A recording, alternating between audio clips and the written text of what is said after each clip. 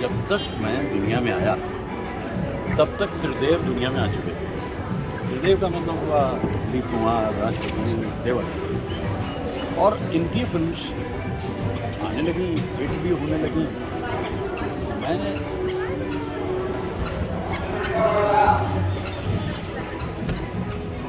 ये महसूस करता था कि ये कौन सी दुनिया है। एक तरफ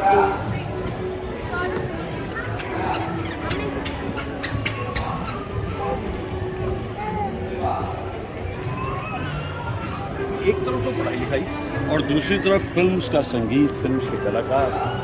तो फिल्मों में मेरा शौक हर आते दिन में बढ़ता चला।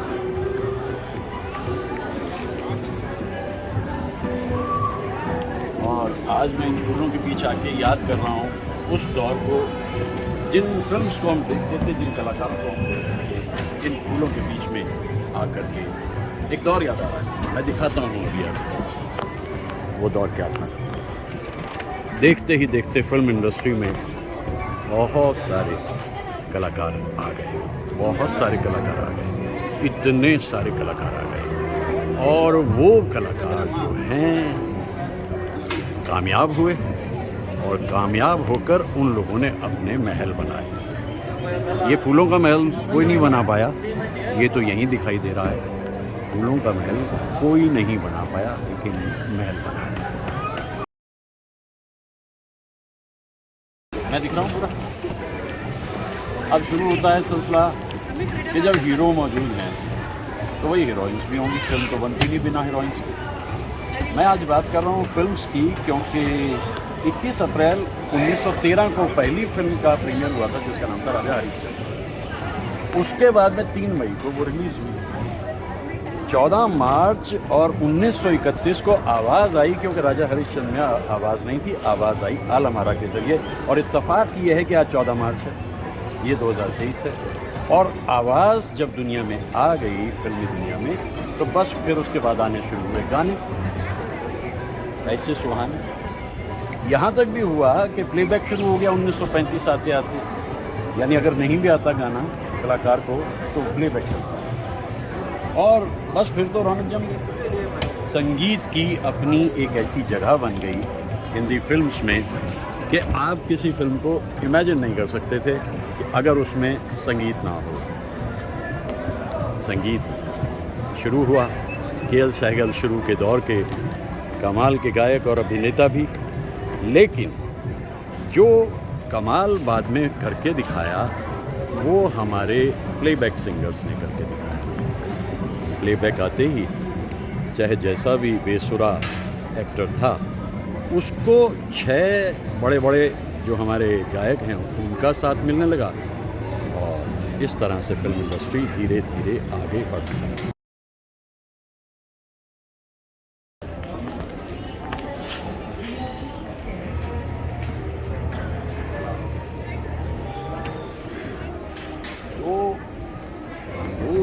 कामयाब होते जा रहे थे, फिर हीरोइंस आ गई। हीरोइंस में मैं आपको बता रहा हूँ, जिन लोगों का जिक्र कर रहा हूँ वो मुझे पसंद थे। पहले दौर में जैसे नरगिस हैं, मधुबाला है, मीना कुमारी हैं, बैजंती वाला हैं, ये हीरोइंस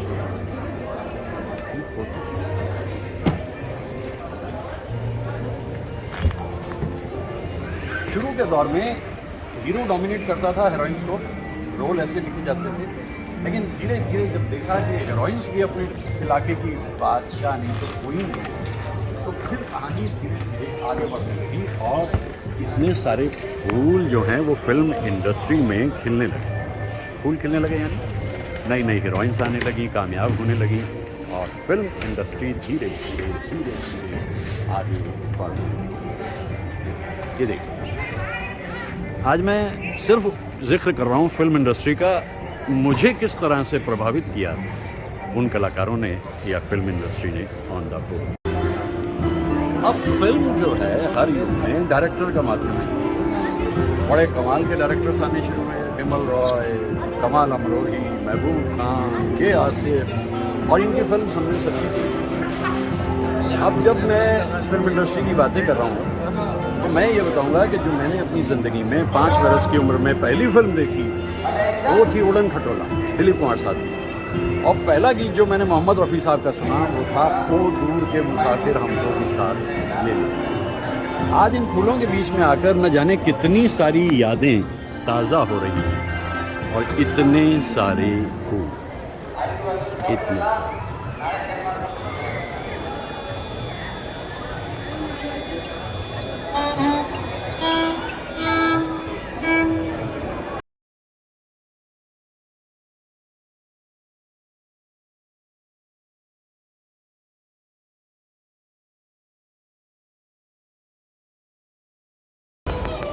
अब फिल्म इंडस्ट्री तो लहरों का रेला है।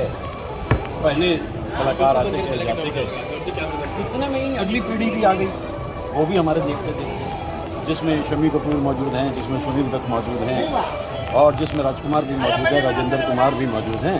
तो ये सारे कलाकार जो हैं इन्होंने भी एक अरसे तक अपने अदाकारी से हमें सम्मोहित किया। तो आज उस दौर को जब मैं याद करता हूँ तो इनकी फिल्म ज़्यादा थी, उन फिल्म्स के गीत याद आते हैं और उन फिल्म्स के गीतों के साथ साथ मुझे याद आ रहा है वो दौर जिसमें गायक, गीतकार, संगीतकार तीनों का रोल होता था और फिर उसकी थी अदाकार। तो ये पहला सिलसिला ख़त्म हुआ, दूसरा सिलसिला ख़त्म नहीं हुआ, वो सब्साइड कर जाते थे और अगली पीढ़ी आ जाती थी। ऐसा हमारी हिंदी फिल्म्स में होता था। राजकुमार अपने ढंग के एक्सक्लूसिव और राजेंद्र कुमार उदासी लिए हुए लेकिन लोगों के दिल पे राज करते हुए, सुनील दत्त साहब बड़े कमाल के, और इसके अलावा शम्मी कपूर की अपनी जगह अलग। आज इन फूलों के बीच आके मैं शम्मी कपूर को याद कर रहा हूँ क्योंकि आज उनकी पुण्यतिथि है 14 अगस्त, और वो था 2011 जब वो रुखसत हुए, 80 बरस आते आते।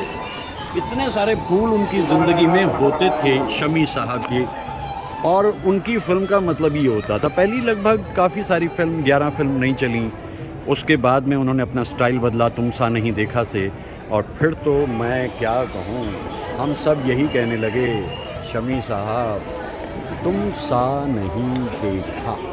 फिर तो दिल तेरा दीवाना है, दिल दे के देखो है, कश्मीर की कली है। आज मैं उन्हें याद कर रहा हूँ 14 अगस्त को इन फूलों के बीच में।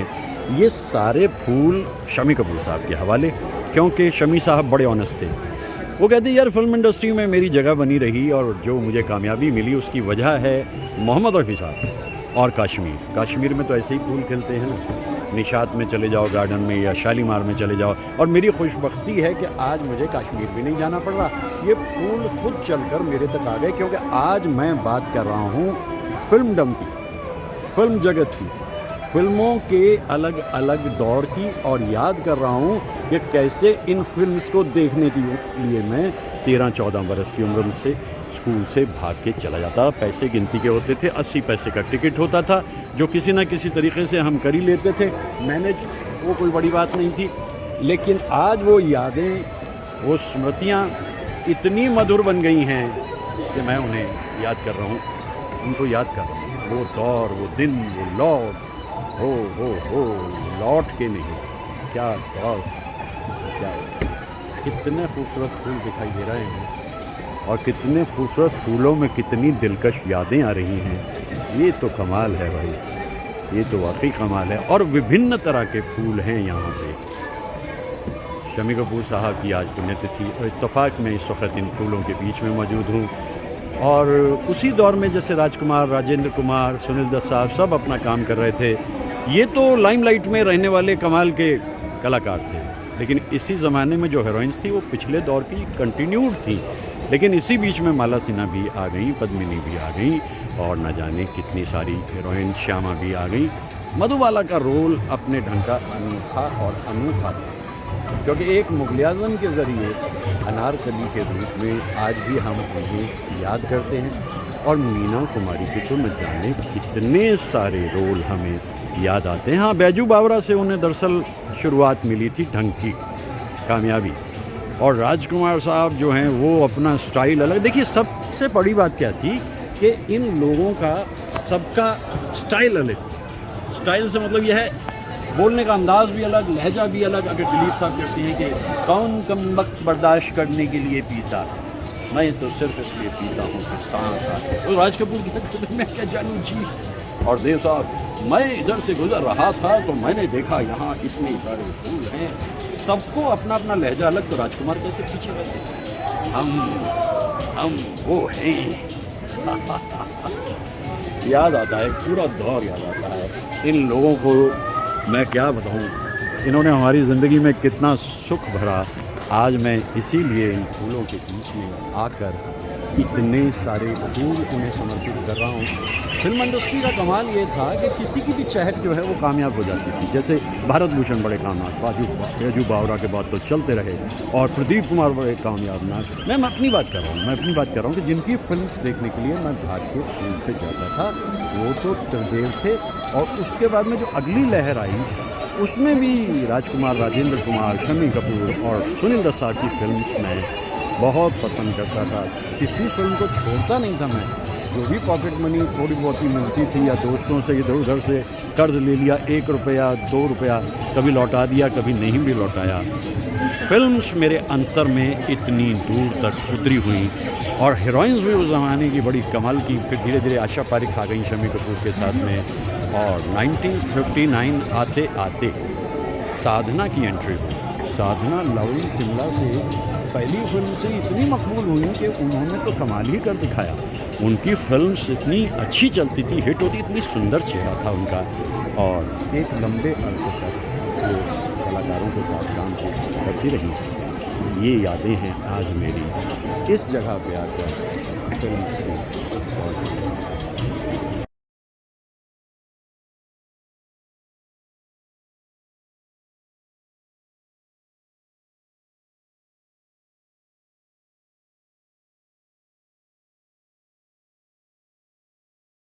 शुरू ये तो रही लीड एक्टर्स की बात। हिंदी फिल्म इंडस्ट्री में 3 कलाकार ऐसे हुए हैं जो पूरी तरीके से छाए रहे हैं। पहले दौर में ही अशोक कुमार साहब की फिल्म जब किस्मत हिट हुई तो सबसे ज़्यादा अर्निंग करने वाली वो अलग सी एक पिक्चर थी। उसके बाद में मोतीलाल साहब आ गए, और मोतीलाल साहब के जो गीत होते थे, जिन उन पर पिक्चराइज जो होते थे, राज कपूर ने तो कमाल किया। ख्वाब है, ख्वाब में झूठ क्या और भला सच है क्या। तो मोतीलाल अपने ढंग के एक कमाल के एक्टर थे।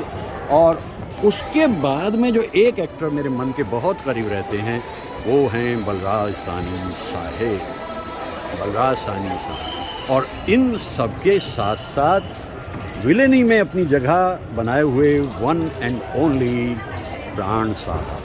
प्राण साहब बाद में कैरेक्टर आर्टिस्ट हो गए थे, लेकिन जो रोल उन्होंने विलेन के रूप में किए वहाँ तक तो कोई नहीं पहुँचा जैसे हम उनकी फिल्म्स को आज भी देखते हैं और महसूस करते हैं कि वो कलाकार नेचुरल फ्लेवर के थे।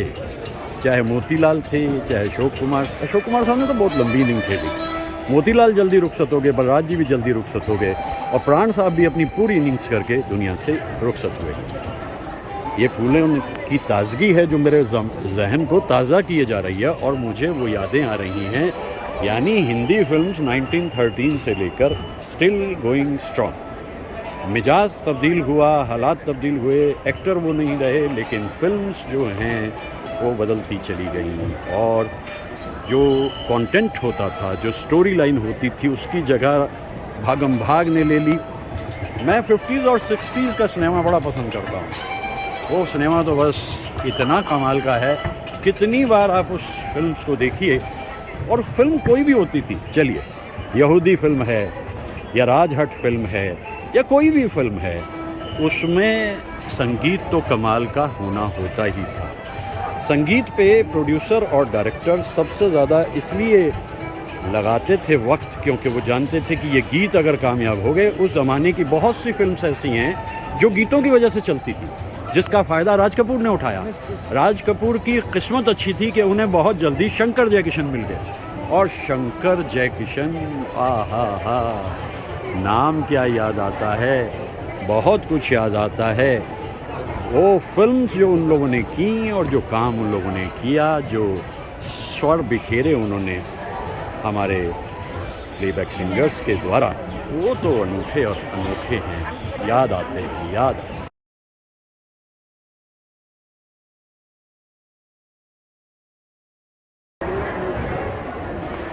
हिंदी फिल्म्स में रेलगाड़ी का इस्तेमाल भी बड़े अच्छे ढंग से हुआ है।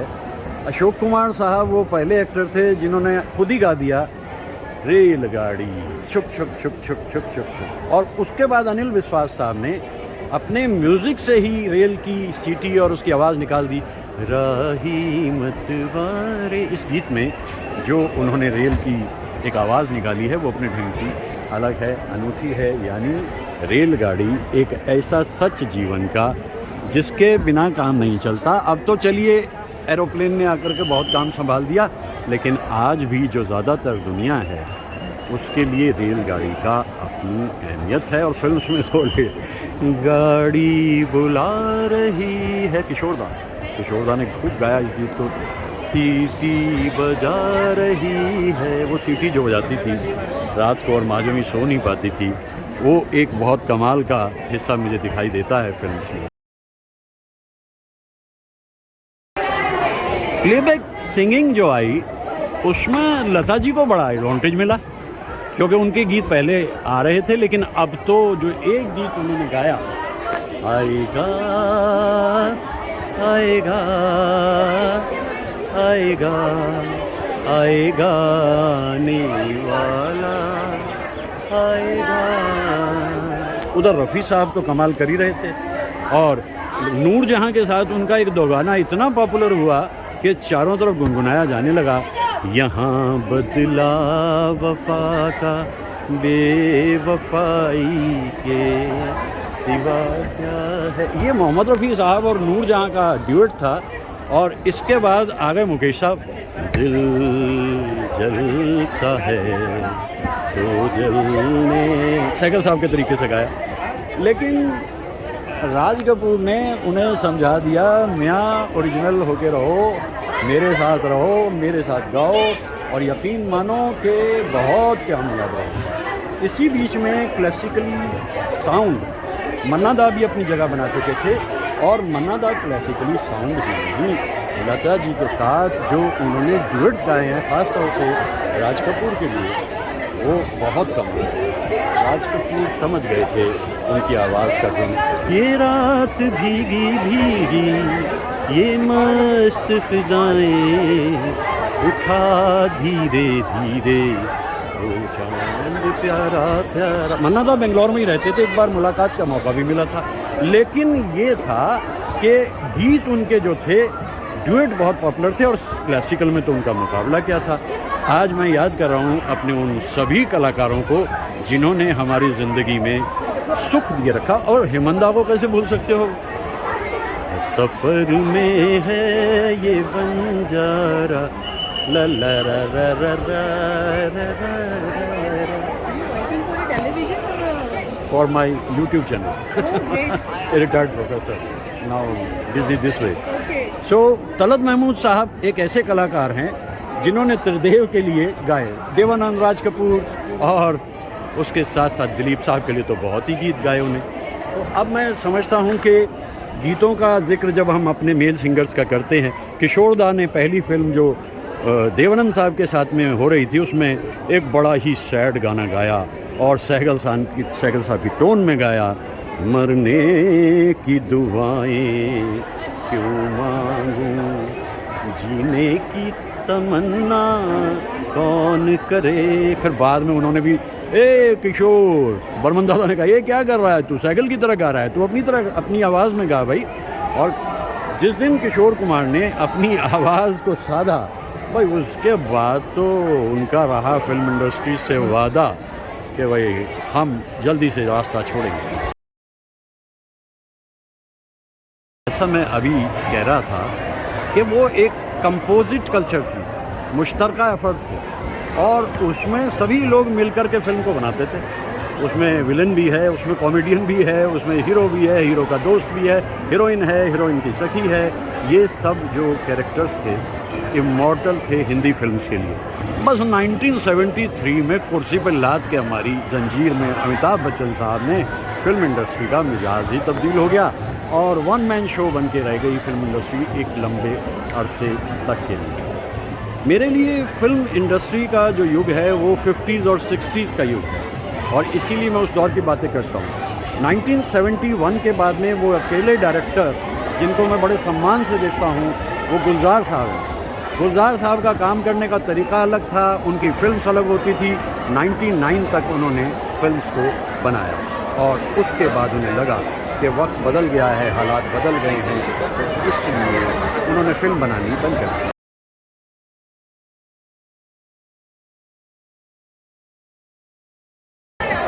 शुरू के दौर में जो गीतकार सबसे मशहूर हुए वो डी.एन. मधोक साहब थे। उसके बाद रंग बदला और शैलेंद्र जी एक ऐसे गीतकार जो अपनी जगह अलग बना गए। 800 से ज़्यादा गीतों के ज़रिए अब याद करते हैं उन्हें। और एक बार गुलजार साहब से मुलाकात के दौरान जब मैंने उनसे पूछा कि गुलजार साहब आपका फेवरेट गीतकार कौन है, तो गुलजार साहब ने यही कहा कि देखो भाई, शैलेंद्र से ऊपर कोई नहीं है, शैलेंद्र जी से ऊपर कोई नहीं है।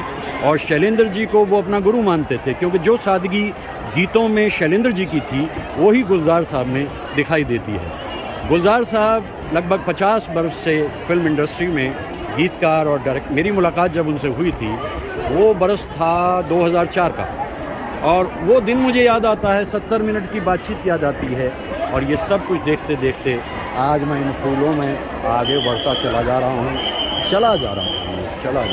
क्योंकि गीतकार, संगीतकार और गायक और अदाकार, प्रोड्यूसर, डायरेक्टर, इन सब से मिलके ही बनती है फिल्म।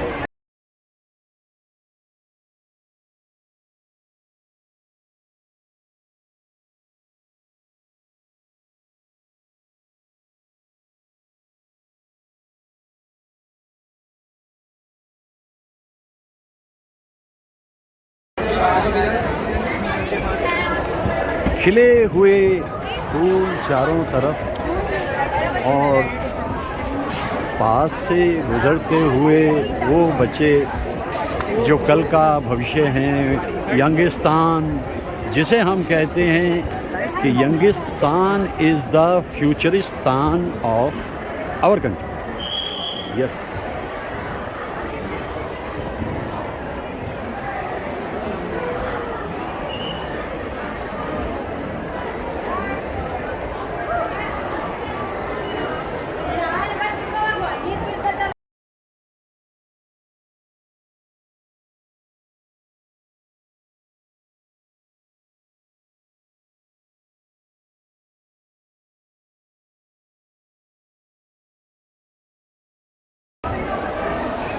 ज़मीन से एक कोने से दूसरे कोने तक देखते देखते हर तरफ फूलों की अंजुमन मौजूद है।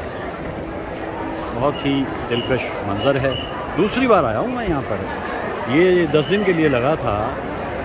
एक ऐसा दिलकश नज़ारा देखने में दूसरी बार आया हूँ। पहली बार ऐसा लगा कि कुछ कमी सी रह गई, और दूसरी बार आया हूँ तो अपनी कमी सी रह गई। लेकिन all good things come to an end, हमेशा ही कहता हूँ मैं। और 15 अगस्त को ये आखिरी दिन, इस बरस इंडिपेंडेंस डे के इस शो सौंदर्य और माधुर्य का समावेश, खूबसूरत संगम है ये। संगम पे तो राज कपूर याद आते हैं। क्या कमाल के गीत उसमें शंकर जयकिशन ने बनाए थे। ऐसी कितनी सारी फिल्म, जैसे मेरा नाम जोकर को मैं नहीं भूलता, वो फिल्म भी अपनी अलग ही फिल्म थी।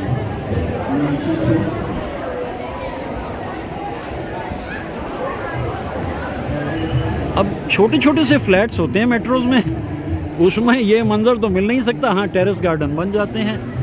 तो जैसी दुनिया बन गई है उसी तरह से आज का दौर बन गया है। ये फूल अपने घर में अनोखे और अनोखे दिखाई दे रहे हैं।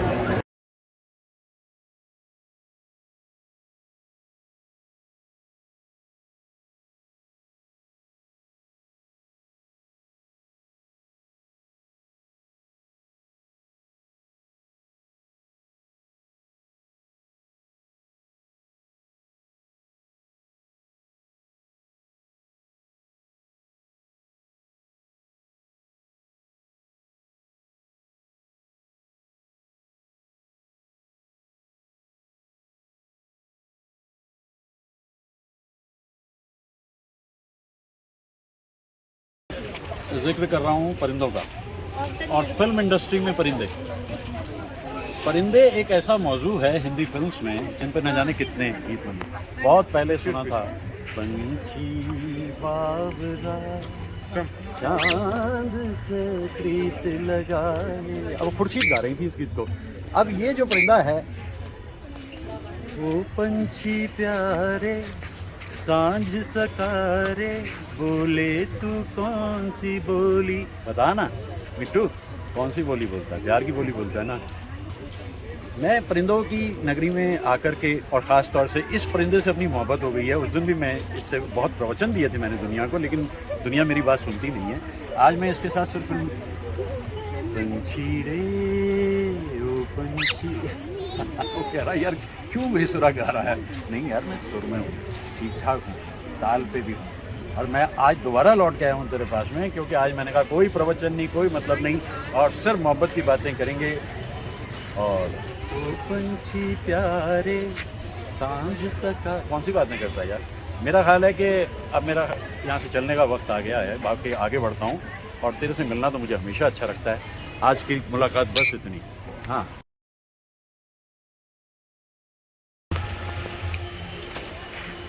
मांगा है जो तुमसे वो ज़्यादा तो नहीं, देने को तो वादा तो नहीं, कोई तेरे वादों पे जीता है कहाँ, तिनको कब से एक आशियाँ, थोड़ी सी ज़मीन, थोड़ा आसमां, तिनको कब से। ये जो गीत है ये गुलजार साहब का लिखा हुआ है और उन्हीं की फिल्म से है। बहुत ही अपने ढंग का अनूठा गीत है ये। और जैसा मैंने अभी कहा ना कि पिछले 50 वर्ष में वो अकेले अपने आप को एक पूरे के पूरे सुतून की तरह से मौजूद रखे हैं। 18 अगस्त उनकी सालगिरह है, 90वें साल में एंटर कर जाएंगे। तो आज हम उनके लिए भी दुआ करते हैं। गुलजार साहब ने अपना विरसा मेघना को दिया है, जो खुद एक बड़ी संवेदनशील डायरेक्टर हैं। ओवर द ईयर्स वो अपने ढंग से अपनी शख्सियत के मुताबिक काम करेंगी। हमें पूरा यकीन है कि वो फिल्म्स भी अनूठी और अनोखी होंगी। जैसे वो फिल्म्स गुलजार साहब की वो 70 मिनट की मुलाकात 29 सितंबर 2004 की इंडिया इंटरनेशनल सेंटर में मैं कभी भूलता नहीं। अपने मित्र कमलजीत का धन्यवाद करता हूँ। और दोनों ने ही काम किया गुलजार साहब के साथ, कमलजीत और उनकी बहुत ही महज़ब एहलिया अनुराधा पटेल, उन्होंने किया इजाज़त में, कमलजीत ने किया माचिस में। और वो सभी कहते हैं कि भाई ऐसा इंसान इस धरती पे है, सोच के ताज्जुब होता है। तो मैं इस गीत को भी याद कर रहा हूँ। और फिल्म इंडस्ट्री में जैसा मैंने कहा, बस इस कैची सा एक लुक दे रहा हूँ। मतलब आम भाषा में क्या कहूँ कि मैंने जो फिल्म्स मुझे पसंद आई या जिस तरीके से मैंने अपने आप को ग्रो किया ओवर द ईयर्स, मैं सिर्फ उसका ही जिक्र कर रहा हूँ। कहीं फूल हैं और कहीं ये कुटिया है। इस कुटिया का बड़ा खूबसूरत अंदाज़ है। जब से एक शख्स मेरे ध्यान में है, कितनी खुशबू मेरे मकान में है। और ये ध्यान रखना, इस कुटिया को ढाने वाले गौर से सुन, इस कुटिया में तेरा ध्यान भी रहता है। इसको ढाने की कभी ज़रूरत ना करना, क्योंकि इसमें तेरा ध्यान भी रहता है। ऐसे अंदाज़ उन कलाकारों के खिले हुए फूलों में उनकी मौजूदगी, मुझे तो बहुत अच्छा लगा आज यहाँ आकर के। ये बड़ा खूबसूरत दिन है। वहाँ ऊपर तक, मचान तक पहुँचे हुए हैं।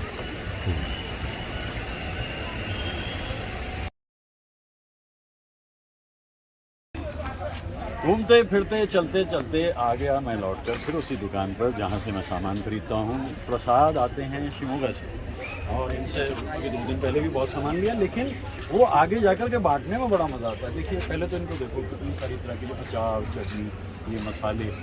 ये लगता है मुझे कि रिश्तों में नमक कम होता जा रहा है दुनिया में, इसलिए इन मसालों की ज़रूरत ज़्यादा होती है। ये मसाले इसलिए ज़्यादा ज़रूरी हैं क्योंकि रिश्तों में नमक कम हो गया, दुनिया बेस्वादी होती जा रही है। वो दौर जो हमारा था 50 साल पहले का, वो तो अरसे से ख़त्म है, ठीक है ना। तो मैं फिर से यहाँ से कुछ लेके जाऊँगा, क्योंकि जैसा मैंने कहा कि ज़िंदगी को ज़िंदा रखने के लिए जायका बहुत ज़रूरी है। आप देख लीजिए अब इनमें से क्या क्या चीज़ें आपके पास होती हैं, क्या आपके पास। ये शिमोगा से आते हैं, और देखिए ये सब कुछ और ये कल लास्ट डे है यहाँ पर 15 अगस्त। पिछले उसमें भी इनसे मुलाकात हुई, अब भी हुई। यानी जब भी यहाँ कुछ होता है तो ये लोग आते हैं, थोड़ा सा स्वाद हो जाता है, ज़िंदगी में रंगत आ जाती है।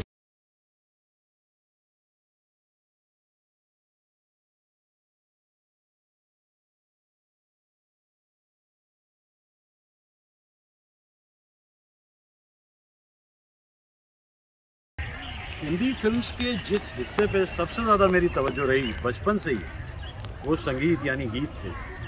मेरा ख्याल है अब चलते चलते फिल्म्स का इतना जिक्र किया है, उन कलाकारों को, उन गायकों को याद करें उनके एक एक गीत के ज़रिए। मोहम्मद रफ़ी साहब की जब बात मैं करता हूँ, वो तो अद्भुत इंसान थे, उनके गीत ही बड़े कमाल के होते थे। मुझे तुमसे मोहब्बत है मगर मैं कह नहीं सकता, मगर मैं क्या करूं बोले बिना भी रह नहीं सकता। मुकेश साहब के तो बहुत सारे गीत मुझे अच्छे लगते हैं, लेकिन ऐ मेरे दिल सुन मेरी जान, रह गए हम तुम चले गए मेहमान। मुकेश साहब के तो बहुत गीत मैं गाता भी रहता हूँ, और उनके गीत मुझे, कोई भी गीत ऐसा है, चाहे वो हंसता खेलता है, चाहे वो दुखी है, वो कमाल होता है। अब हम मन्ना दा की बात करें, हर तरफ अब यही अफसाने हैं, हम तेरी आँखों के दीवाने हैं। और तलत साहब का जिक्र अगर आप करें और इस गीत को याद ना करें, जलते हैं जिसके लिए तेरी आँखों के दिए, ढूंढ लाया हूँ वही गीत मैं तेरे लिए। तलत साहब और हेमंदा न तुम हमें जानो न हम तुम्हें जाने, मगर लगता है कुछ ऐसा मेरा हमदम मिल गया। ये हेमंदा। और फिर किशोर दा तो हरफन मौला है भाई।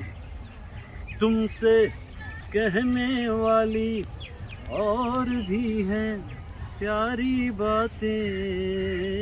मेरे ख्याल से जो मेरे पसंदीदा गायक हैं उनके गीत को मैंने गा दिया। मोहम्मद रफ़ी साहब, मुकेश साहब, तलत साहब, मन्ना दा और हेमंदा और किशोर दा। दो आवाज़ें दिल के अंदर उतरती हैं जब हम फीमेल वॉइसेस की बात करते हैं। अजीब दास्तां है ये, कहाँ शुरू कहाँ ख़त्म, ये मंजिलें हैं कौन सी, न वो समझ सके न हम। समझ तो आती नहीं। ये लता मंगेशकर और आशा भोसले।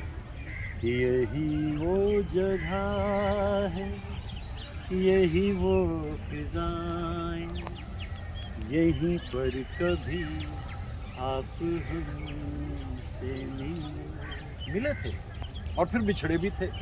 जगह यही थी। और गीता दत्त जी का दर्द।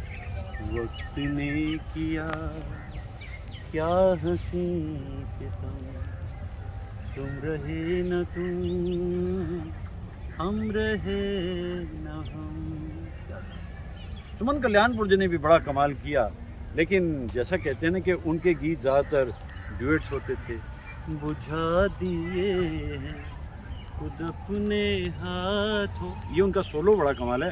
लेकिन एक आवाज़ ऐसी जो मन में गूंजती है, कभी तन्हाइयों में हमारी याद आएगी, हमारी याद आएगी। और ये हैं मुबारक बेगम साहिबा। आज मैंने एक एक पंक्ति गुनगुनाई ना सबकी। ऐसे मंज़र पे आके, ऐसी खूबसूरत जगह पे आके ऐसा भी ना किया जाए तो बात कुछ बनती नहीं। तो फिल्मोमेनिया मुझ पे छाया रहता है। एक जोश, एक जुनून आज भी है, कल भी था, क्योंकि हिंदी फिल्म्स की कहानी जो है मेरी ज़ुबानी अक्सर मैं कहता रहता हूँ, लेकिन आज फूलों के बीच में, हरियाली के बीच में आकर क्यों नहीं गाऊँगा मैं। कहाँ है मेरे प्यार की मंजिल, तू बतला तुझको है पता, जीवन के दो पहलू हैं, हरियाली और रास्ता। कुछ चीज़ें ऐसी चस्पा हो जाती हैं मन से, जैसे ये गीत मेरे मन पे ऐसा चिपका रहता है, कभी हटता ही नहीं है। तो मेरा ख़्याल है कि मुनासिब वक्त है आगे बढ़ें। काफ़ी याद कर लिया आज फिल्म्स को और फिल्म वालों को। फिल्म से अपना वास्ता ही नहीं होना था अगर मित्र कंवलजीत फिल्मों में ना चले गए होते। मतलब फ़िल्म देखते रहते, लेकिन जिन लोगों से हम मिल पाए उसका श्रेय तो मेरे दोस्त कमलजीत सिंह को जाता है। कहीं एक मासूम नाजुक सी लड़की, जब भी ये गीत आता है तो याद आते हैं कंवलजीत अपने मित्र। 80 से 85 के बीच में फ़िल्में उन्होंने कर ली हैं और आज भी स्टिल गोइंग स्ट्रॉन्ग। हम उनके लिए दुआ करते हैं। और अनुराधा पटेल जी का तो वो रोल, मेरा कुछ सामान, कुछ बातें होती हैं जो मन से जुड़ी रहती हैं। तो आज फिल्म्स के उस दौर को याद करते करते मैं सोचता हूँ इस टाइम आई लेफ्ट इट, चलता हूँ, आगे बढ़ता हूँ।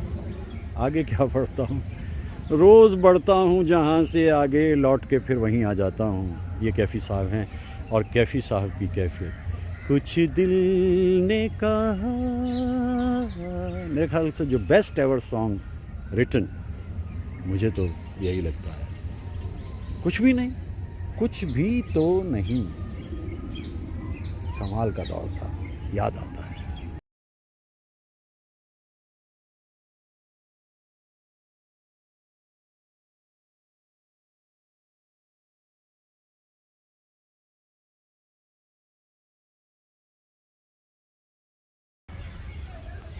आज मैं हिंदी फिल्म्स का जो मुझ पे असर रहा उसका जिक्र कर रहा हूँ। इतनी कमाल की फिल्म देखा करते थे हम, और फिल्म्स में दो बातें बड़ी विशेष समझ में आई। अच्छा वक्त होता है और फिर उसमें कहीं से ट्रेजेडी आ जाती है, सब कुछ हिल जाता है। और जब ये समय आता है फिर भगवान को याद किया जाता है। मन तड़पत हरि दर्शन हुआ, आना है तो आ, राह में कुछ फेर नहीं है, अल्लाह तेरो नाम। असर कुछ इस तरह से होता है कि आवाज़ प्रभु तक पहुंचती है और हालात बेहतर हो जाते हैं। और ज़्यादातर फिल्म्स जो हैं वो हैप्पी एंडिंग पर ख़त्म होती हैं। तो ये जो प्रभु पे विश्वास है ये जाहिर करता है कि somewhere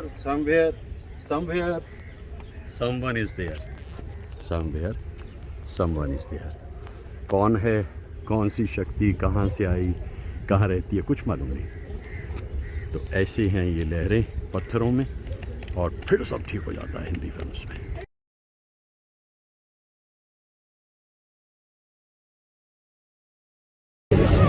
कभी सुना था कि at the top of it you stand alone and there is only loneliness. Hindi films के कितने ही कलाकारों की ज़िंदगी को हमने देखा है कि जब वो शोहरत की दुनिया में थे तो बात अलग थी, और जब गुमनामी में गए तो पूछने वाला कोई था नहीं। ये साए, ये दुनिया ही इस तरह से है फिल्म्स की। यहाँ आप कामयाब हैं तो आप पहचाने जाते हैं, काबिल आप कितने भी हों, कामयाब नहीं तो बात बनती नहीं। मेरी सोच कुछ इस तरह है कि जो काबिल है वो कामयाब हो ज़रूरी नहीं, जो कामयाब है वो काबिल हो ये ज़रूरी नहीं। फूलों को उस ऊंचाई पे देखकर मैं सोचता हूँ, वहाँ से फिर सफ़र तो नीचे का शुरू होता है।